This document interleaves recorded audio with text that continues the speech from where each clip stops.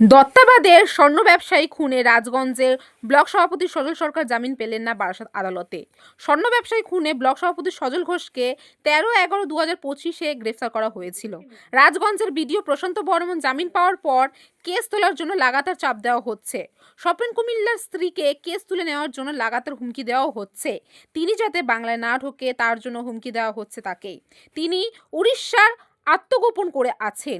একই কেসে বিডিও জামিন পেলেও ব্লক সভাপতি কেন জামিন পেল না?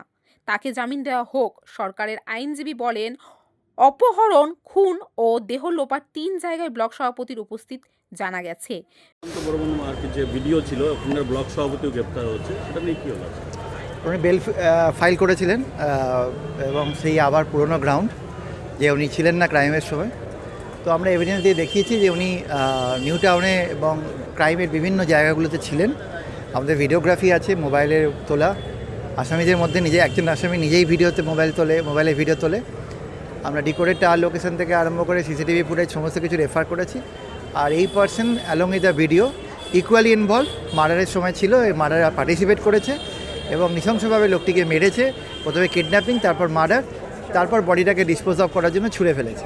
সো এই পুরো পার্সপেক্টিভে আর রিসেন্টলি এই ভিডিওর অ্যান্টিসিপেটরি বেল পাওয়ার পর আমরা যেটা দেখলাম যে ডিফেক্টো কমপ্লেনেন্টকে থ্রেট করা হলো যে কেস তুলে নেওয়ার জন্য।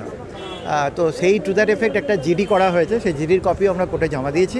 প্লাস এই ব্লক সভাপতির আগেও একটা কেস ছিল, যে কেসের ডকুমেন্টও আমরা জমা দিয়েছি। এগুলো সমস্ত কিছু দেখার পর কোর্ট ওনার বেলটা রিজেক্ট করেছে, বেল পেয়ারটা রিজেক্ট করেছে। স্বর্ণ ব্যবসায়ীর স্ত্রী কি ভয়ে পালিয়ে রয়েছেন? হ্যাঁ, ওনারা উড়িষ্যায় আছেন যেটুকু আমরা জানি, এবং তারপর ওনারা ওখান থেকে থ্রেট কল পেয়েছেন। থ্রেট কলটা নিয়ে তদন্ত চলছে এবং আমাদের একটা টু দ্যাট এফেক্ট একটা কমপ্লেন জমা পড়েছে। বিধাননগর কমিশনার ইনফরমেশনটা পাওয়ার পর কমপ্লেনটা এনকোয়ারি করে দেখছে কি আছে। আমরা ঠিক টাইমে ঠিক জায়গায় জানাবো। ক্যামেরায় দুলাল শিকারি, আমি রিঙ্কি, নিউজ কলকাতা 24।